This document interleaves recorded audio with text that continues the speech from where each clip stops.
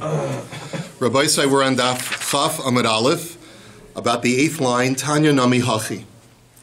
And this brisa will encapsulate the theme of our Mishnah, which is the prohibition of lo sechanim, referring to a prohibition of providing certain benefits to an akum, and it includes 3 specific prohibitions. Okay, lo sechanim, which means literally lo sechanim, the Gemara says, comes from many different words. And as we'll see, lo titein lahem chaniya bekarka. The first way to translate lo sechanim is do not give them a foothold or an encampment in Eretz Yisrael. It is prohibited to give a piece of property away to an akum in Eretz Yisrael. This, by the way, is one of the arguments that was made against the heter mechira, of selling property to non-Jews in order to avoid the problems of Shemitah in Eretz Yisrael. Davar acher, lo sechanim, lo sitein lahem chen. Another explanation is that you may not give them or ascribe to them beauty. It includes both. The Mishnah had said that you're not allowed to sell adornments to an akum, jewelry and the like, so that their wives should look more beautiful.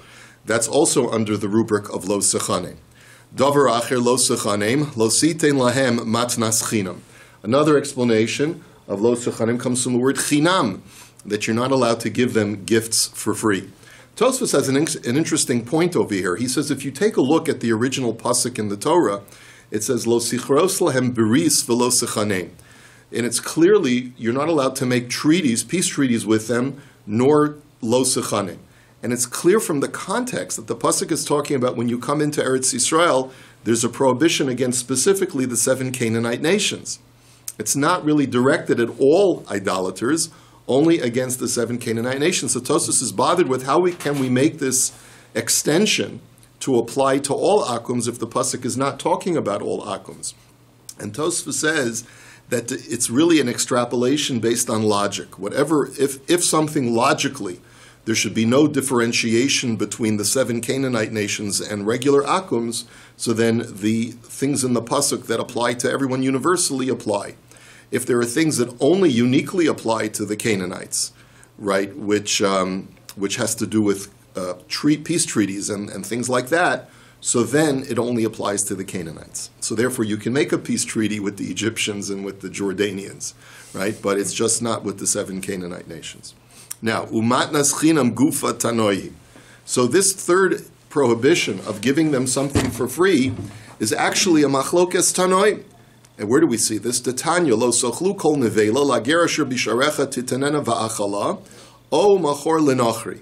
So the Torah says that when you have carrion, you have an animal that died without slaughter. So it's not kosher. What are you supposed to do with it? The Torah gives you 2 options. It says give it to the ger toshav, who's a non-idolatrous Gentile. He's a righteous Gentile who observes Sheva mitzvahs b'nei Noach. So you can either give it to him as a gift, or you can sell it to a nachri, which is the general phrase for an akum in the Torah.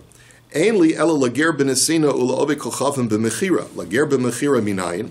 So that pasuk only implies that I can give it for free to a ger toshav, or I can sell it to an akum.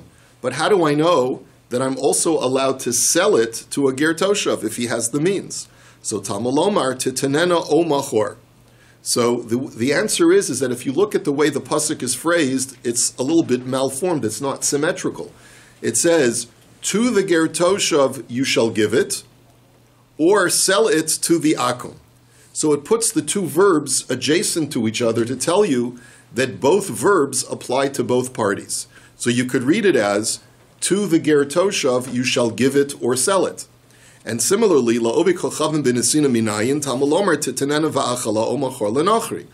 the same thing can be applied. You can apply both verbs, give it or sell it to the akum.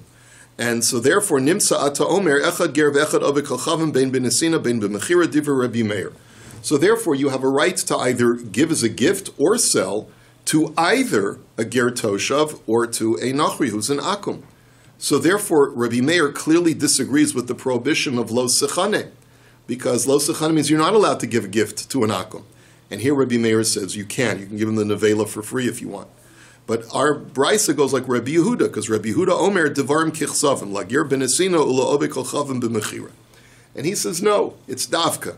It can either only be as a gift to a ger toshav, or as a sale to an akum. Why only a sale to an akum? Because you're not allowed to give him gifts for free. And why is a gift to a ger toshav? Because the pasuk is referring to a poor ger toshav, and there's an obligation for you to support a righteous Gentile who lives in your midst. So the Gemara now says, Shaper Kamer Rabbi Meir. But what about Rabbi Meir's point that the pasuk is malformed and puts the two verbs next to each other? Rabbi Yehuda Amar Lecha, Isal Kadaitach Kida Kamer Rabbi Meir, Lichtov Rachmana Titenena Va'achala Umachor. O Lama Lishma Mina Lidvarm Kichsavim Huda Asa. Rabbi Yehuda's argument is if the verbs were meant to go together, that they apply to both parties in the pasuk, then why did the pasuk divide the two verbs with the word o? It should have put them together with the conjunction u, like the letter vav, to make sure that you know that both verbs apply to both the ger toshav and the nachri.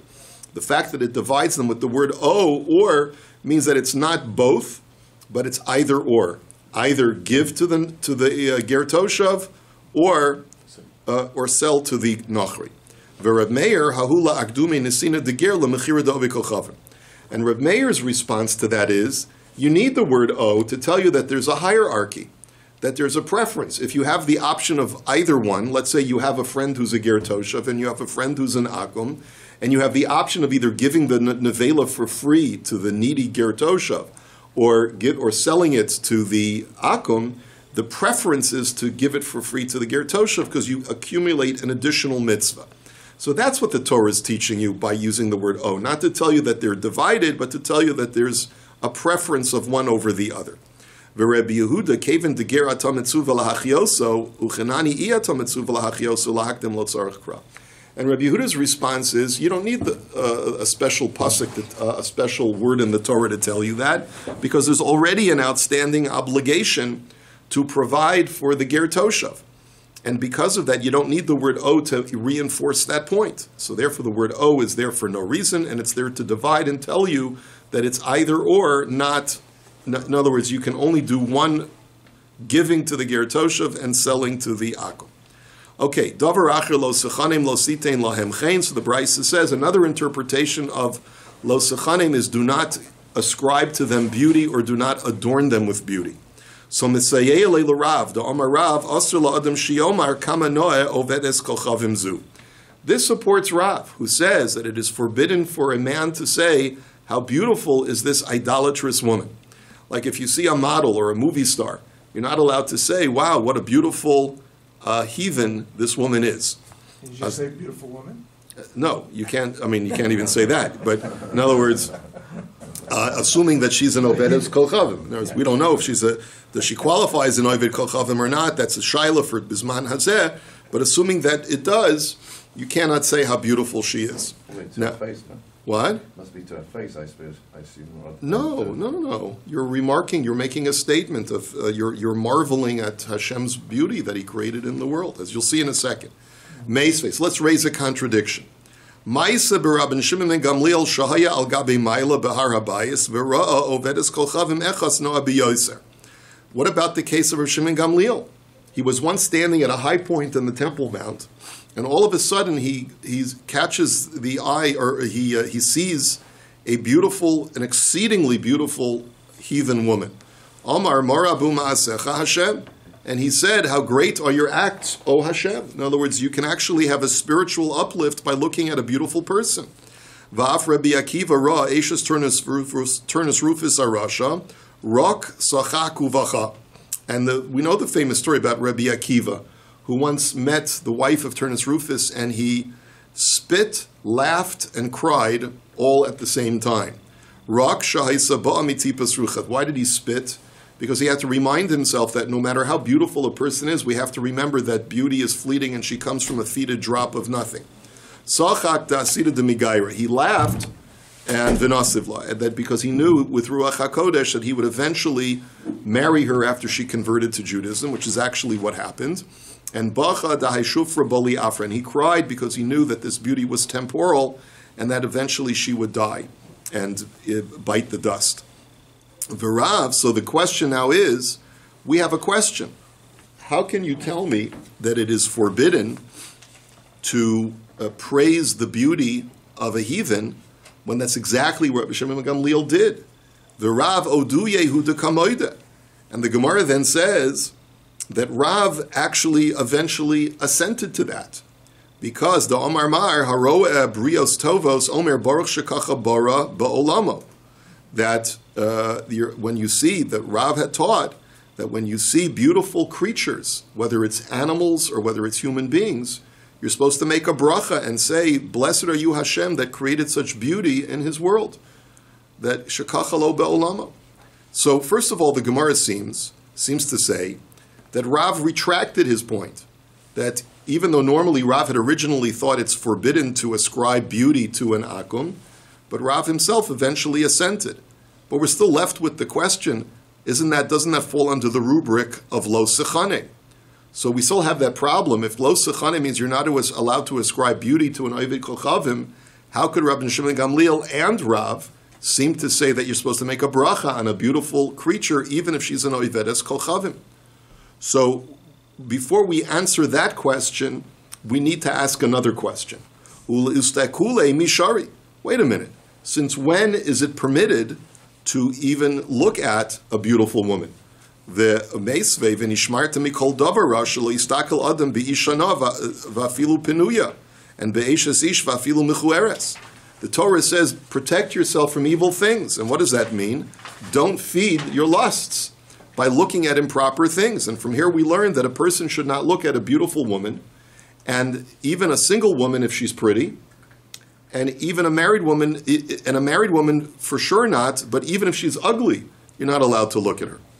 So someone asked me this morning, how do you know if she's ugly if you're not looking at her? So I said, I said, you heard someone say, oh, she's so ugly. Let me see. Right? So anyway, no, you're not allowed to do that. So the Gemara says, Should be not glance, but to stare. So 1 second, listakule means right. You're right. It does mean to stare.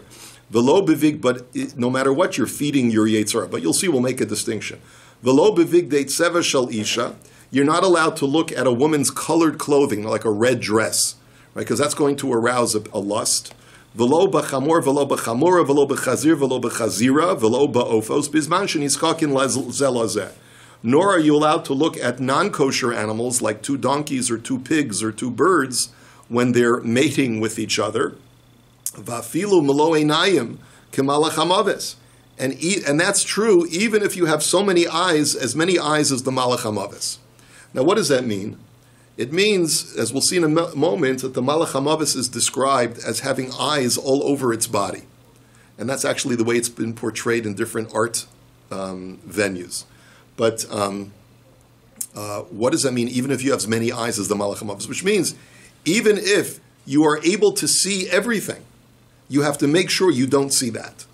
In other words, you're a person who's extremely perceptive, but you can't say, well, I happen to have, good eyes. It's not an excuse. No matter how good your eyes are, you have to guard your eyes from seeing pretty women. So Amru Alav al Malach Hamaves Shekulo Molei Enaim. So now we go into a sort of a sidebar. Now that we talked about the eyes of the Malach Hamaves, the Malach Hamaves is filled with eyes from top to bottom in its body. Now, what is that supposed to mean? So I didn't see any meforshim here, but it would seem to me just pashut pshat, is that people always like to think it's not fair. Why did he die?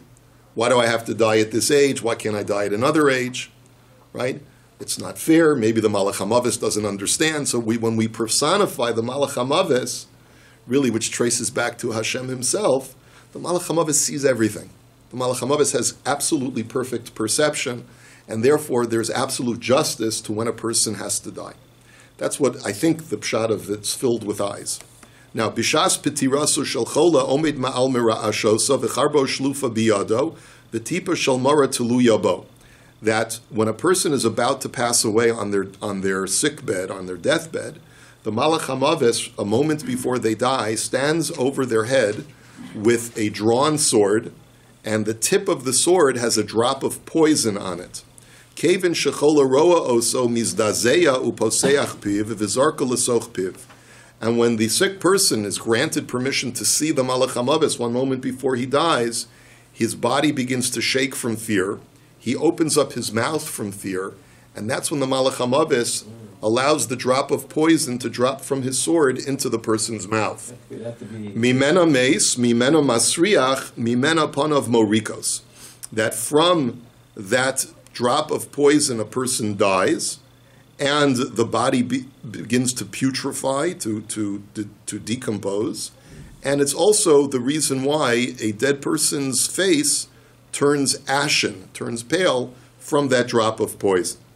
So that's the medrash, that's the sidebar about the Malach HaMavis. I was thinking that's what a lot, but most times when a mace is there, you have to close the mouth. Yes, you're supposed to close the mouth, but you'll see something else. Maybe that's why it's open. From it could be. It could be. That's what the Gemara is saying, is that many times the person opens their mouth before they die. So the Gemara now says, we're stuck with a question. How is it permitted to look at a beautiful woman if this only feeds the passions of the Yetzer Hara? That's where we're stuck with. So the Gemara answers, Keren Zavis Havoy. He happened to see her at a corner. In other words, it was all of a sudden. It's not like you intentfully went to go look at a beautiful woman. That's what the Brisa says is asr.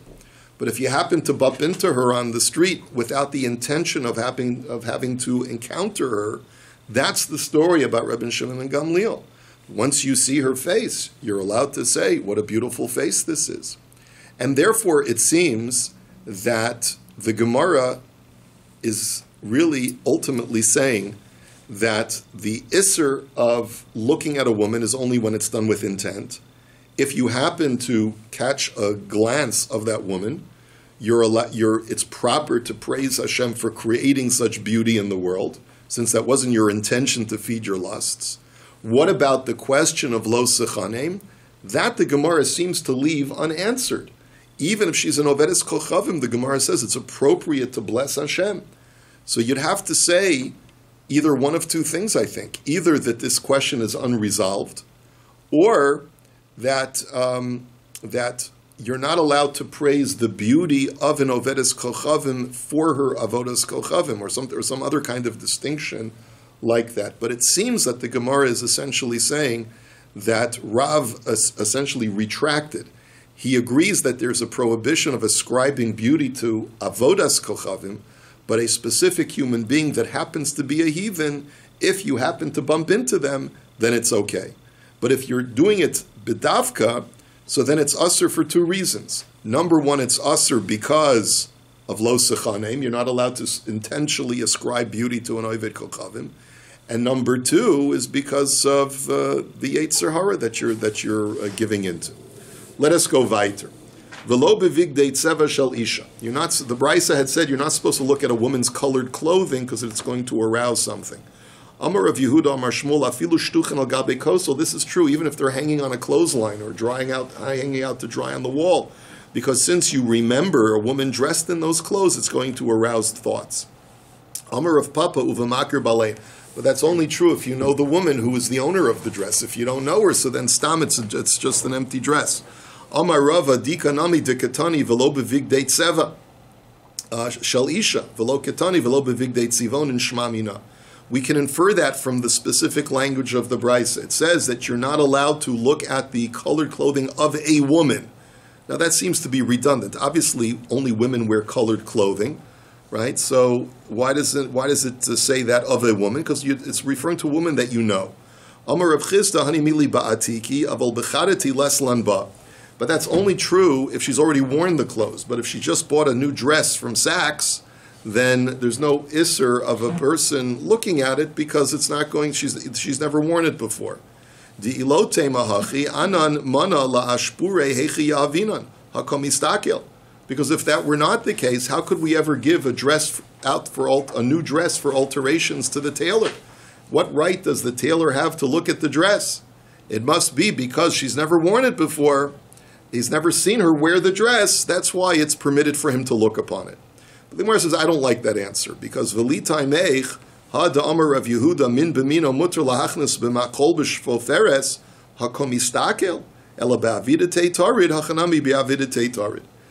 But by that argument, that can't be the reason why a tailor is allowed to alter the dress. I mean, it could be, it's true, the distinction you're making, whether you've ever seen her wear the dress or whether it's a new dress, but you can't bring a proof from a tailor. The reason why a tailor is allowed to alter a dress is not because he's never seen her wear the dress before, but it's rather because he's a professional. And as a professional, he doesn't get aroused because he's used to doing this malacha. And I'll prove it to you. He says, because there are farmers who are involved in animal husbandry, right, where they mate kosher animals. We just said that it's usher to look at non-kosher animals because there's no benefit to you. But if you're working on a farm and you're mating kosher animals together, it's perfectly permitted for you to engage in that process, not only to watch them, but to actually take the male phallus and insert it directly into the female genitalia. So what right do you have to do that? The answer is because it's your job. It's like going to the gynecologist or whatever it is. It's not, there's no sexual undertones because that's what they do professionally. So that's the reason why it's mutter over there by a tailor. In any event, Rashi also points out that it's only bigdei tzivonim, only specially colored like gowns or whatever it is, because if she's wearing her drab, regular weekday clothing, there's nothing arousing about that. Amar Mar, mimena meis. So let's go back to that malach hamabes agarita. It said that from that drop of poison, a person dies. Nema pliga de avua de Shmuel, damar avua de Shmuel, amar li malach hamabes, ilo de chayshana li yakara de briyasa, have a parana beis hashchita kibehema. He says Shmuel's father seems to disagree with that, because he taught that the malach hamavis once told him that were it not for the fact that I have high regard for the beauty of the human body, I would, when I slaughter a human with my sword, I would tear open the neck to let him bleed out faster. But I don't want to mutilate the body on the metaphysical plane. Now, what does this mean? It implies that the malach hamavis isn't just dropping poison in a dainty drop of poison into the person's mouth, but the malach hamavis is taking his sword and mamashechting the person on some metaphysical plane. So that seems to be two different narratives of how the malach hamavis kills a person. So the Gemara says it's not necessarily a machlokes, because dilma hahi tipa mechaschaluhu l'simonim. Because maybe that drop of poison is so toxic, so potent, that when it gets dropped in a person's mouth, it actually severs the trachea and the esophagus on some metaphysical plane. So it's tantamount to shchita, and that's really all the malach hamavis meant when he spoke to Avua de Shmuel. And we said, mimena masriach, that from that drop of poison, a person's body begins to decompose and putrefy. Misayeh le Rabbi Chanina bar Kahana, Amr Rabbi Chanina bar Kahana, Amri Beirav, Harotza shelo yasriach meiso yavchenu al panav. He taught that if you want that when a person dies, that their body should not putrefy quickly, you should turn the corpse on their belly. And that way, the drop of poison that is in their throat won't spread further through the rest of the body, but it'll hopefully spill out from the mouth. Now again, all of this is on a metaphysical plane. That's what I keep emphasizing, because this is not a physical phenomenon. You can't do an autopsy and find the drop of poison. You can't do an autopsy and find the severed trachea and esophagus because of the malach hamavis, but this is all on a metaphysical plane. And what it therefore means is really very, very mysterious, but it's descriptive of the process of death in some way. Tana Rabbana. V'nishmarta mikol davara shelo yaharher adam biyom v'yovel lidei tuma b'layla. That the Brisa, going back on this pasuk of guard yourself from evil things, is also a lesson that a person should not be thinking about sexual matters during the day, lest he come to have nocturnal emissions at night. Mikan Amar Reb Pinchas ben Yair Torah Mivia, and this is why Reb Pinchas ben Yair said that if you're careful to avoid sinful things, you will be on a progression or a trajectory to eventually reach the highest of heights. And this, of course, is the famous Gemara that is quoted by the Ramchal at the beginning of Mesilas Yesharim to describe how he structured his classic sefer, The Path of the Just. Rabbi Pinchas ben Yair taught that Torah study, which is going to prevent you from, from having evil thoughts, Mevi ali dezirus, will cause you to be careful not to engage in sinful thoughts.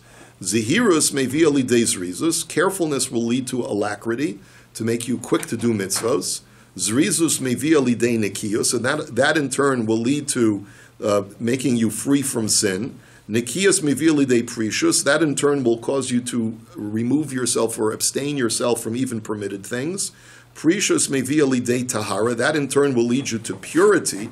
Rashi says that's even cleaner than nekiyus, like even more clean from sin. Tahara mevia lidei chasidus. We'll just read it the way it appears. Purity leads to piety, and piety is, a higher, even higher level of lifnim mishura sadin. Chasidus mevia lidei anava. Piety leads to humility. Anava mevia lidei yiras chet. Humility leads to fear of sin. Yiras chet mevia lidei kedusha, which in turn brings a person to holiness. Kedusha mevia lidei ruach hakodesh, which in turn leads a person to divine inspiration.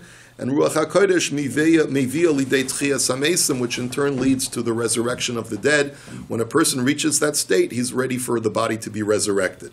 Now, obviously, this needs much more unpacking, so Ayin Sefer Mesilas Yesharim to get a full breakdown of what each level of this is, where the Ramchal goes through it very comprehensively.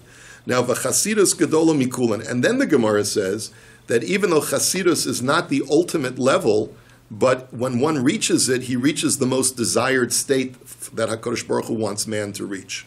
How do I know this? Shenemar oz dibarta b'chazon lachasidecha, as it says in Tehillim, that you have spoken Hashem in a vision to your pious ones. It doesn't say to your modest ones, it says to your pious ones. So a pious individual is what Hashem desires most. Upliga de Rabbi Yeshua ben Levi. Rabbi Yeshua ben Levi anava gedola mikol. And Rabbi Yeshua ben Levi disagrees because he says humility is the ultimate level that you'd like to reach. Shenem aruach Hashem Elokim alai ya'an moshach Hashem osi levaser anavim. That he says, the Navi Yeshaya says that the word of God was upon me, anointing me to bring tidings to the humble. So Chasidim lo nemar ela anavim. It doesn't say pious ones, it says modest ones or humble ones. So halamadata sha'anava gedola mikun. So you see that humility is even greater than piety. So Tosfos just asked the question. He says, listen, each one has a pasuk. One pasuk says that Chasidus is higher, one says that piety is higher. So Tosfos says that if you hold that piety is higher, then that's the word chassid is going to, the pasuk with the chassid will support you. But if you hold that anava is higher, you'll say, well, God speaks to pious people, and he kal v'chomer speaks to humble people. So that's not a problem.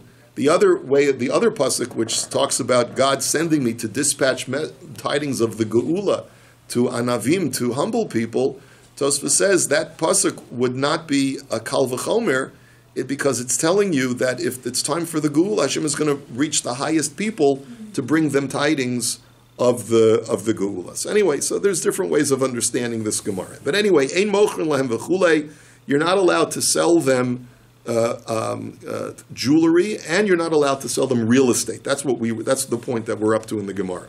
Tana Rabbanan mochrin lahem ilan al manas lakutz v'kotzeitz divrei Rabbi Yehuda, Rabbi Meir Omer ein mochrin lahem ela kitzutza. So the first line of this brisa is a machlokus between Rabbi Yehuda and Rabbi Meir. Rabbi Yehuda says you're allowed to sell them a tree growing from the ground as long as you stipulate that upon him purchasing, he will immediately cut it down. And Rabbi Meir says no, you can only sell him a tree that's already chopped down. Shachas almanas ligzos v'goyzes divrei Rabbi Yehuda, Rabbi Meir Omer ein mochrin lahem ela gezuza. Wheatgrass, which if you allow to continue growing will eventually grow into wheat stalks, you're only allowed to sell them according to Rabbi Yehuda, you could sell it to him while it's still growing, as long as he agrees to chop it down, to harvest it right away and not wait until it comes to maturity. And Rabbi Meir says no, if he wants to buy the wheatgrass, you have to cut it down for him before you could sell it to him. Kama almanas liksar v'kotzer divrei Rabbi Yehuda, Rabbi Meir Omer ein mochen ela kitzura.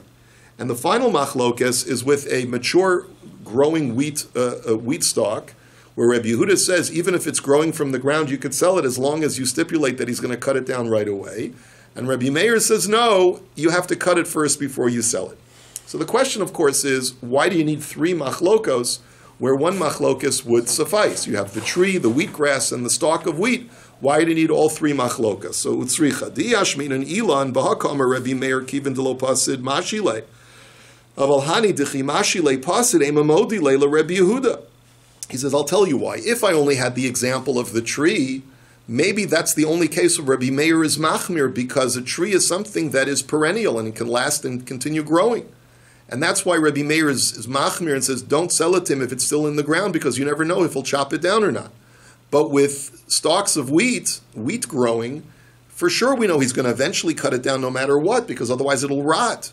So maybe Reb Meir, I would have thought, would be Mekel. So the Kamash Malan that he's not. V'yashmin and Bani Tarti Mishum Delo Yadiyah Shavachayu. Aval Shachas the Yadiyah Shavachayu Imamodu Leila Rebbe Meir. And if I only would have listed the case of the tree and the wheat, the mature wheat stalks growing, maybe the reason why Reb Yehuda is Mekel, is lenient, is because you know it's not going to get any better than its current state. A tree and a stalk of wheat that's mature. You know that this is their final state. And therefore Rabbi Yehuda says, why do I have to worry that the guy's going to keep it around any longer? He knows what he's getting, it's not going to get any better. But maybe in a situation where it's wheatgrass growing, where it could potentially grow into mature stalks and continue growing, maybe Rabbi Yehuda would agree to Rabbi Meir that you can't do that out of a concern that he's going to let it wait and see until it grows more.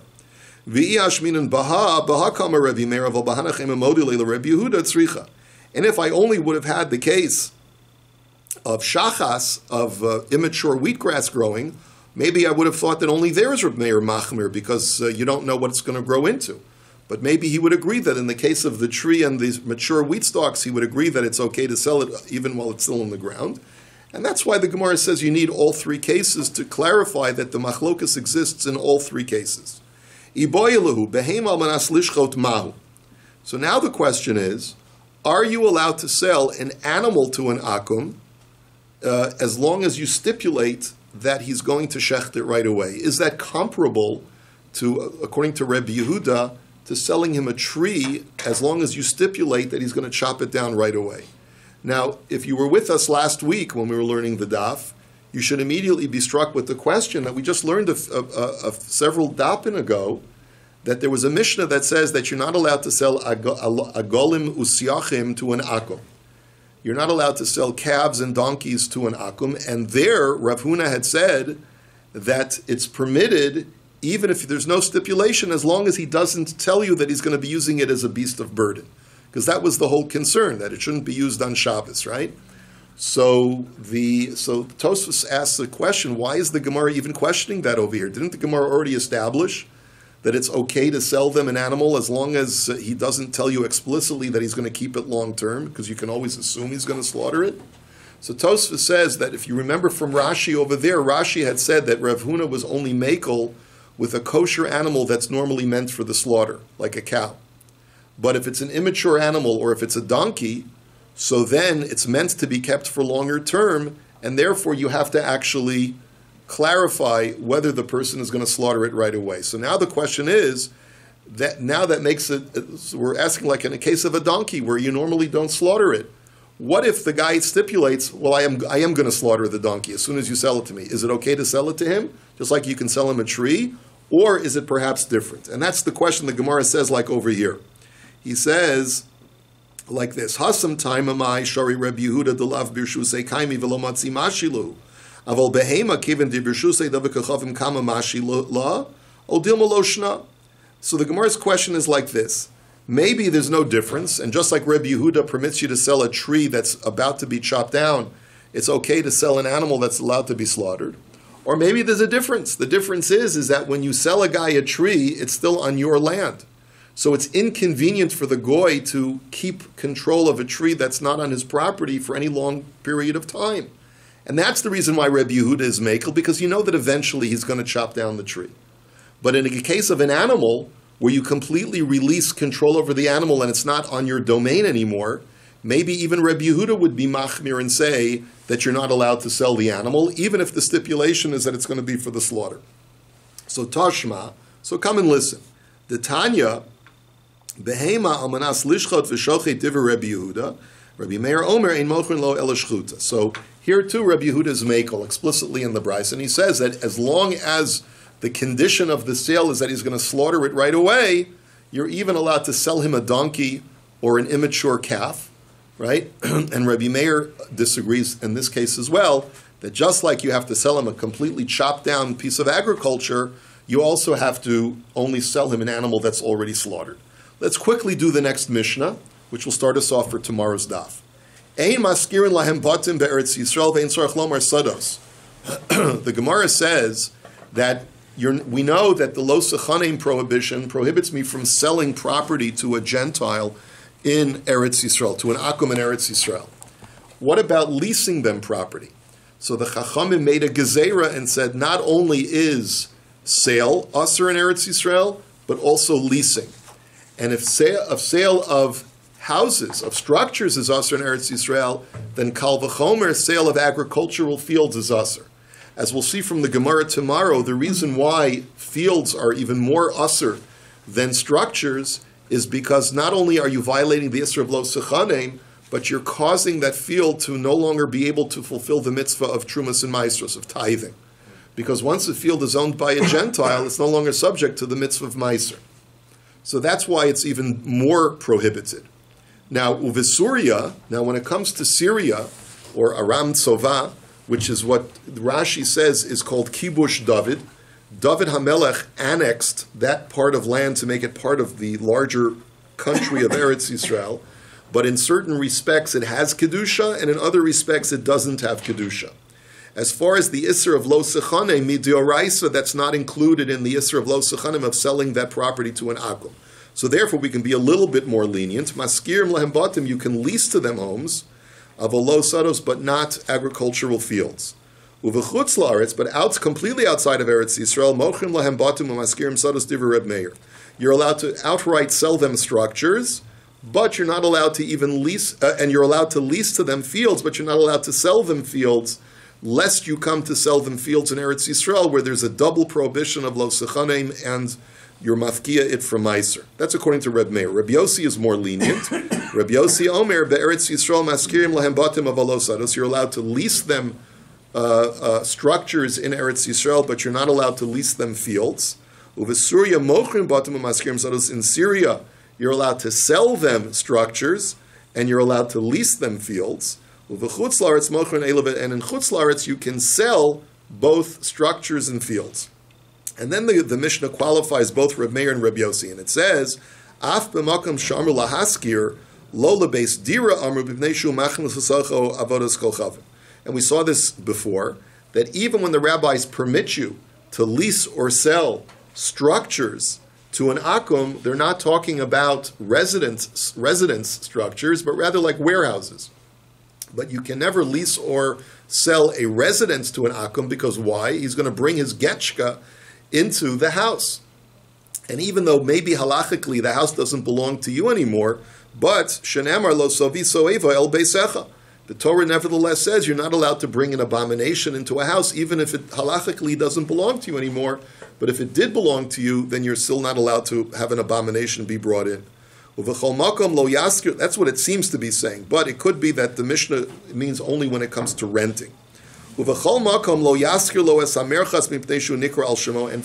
the Mishnah says that if you're renting a bathhouse to an akum, that's also not permitted. Why? Because people know a bathhouse by the owner. Typically, the sign on the front of the bathhouse would say Yankel's bathhouse or Schwartz's bathhouse, right? So the problem is that people will see that the water is being heated up on Shabbos, even though it's rented out to a goy and he's allowed to do with the water what he wants, because it's not under the control of a Jew, but it's maris ayin, because everyone's going to think that it's a Jew heating up water on Shabbos, and therefore it's aser. We'll continue Mirz Hashem tomorrow. Have a wonderful day.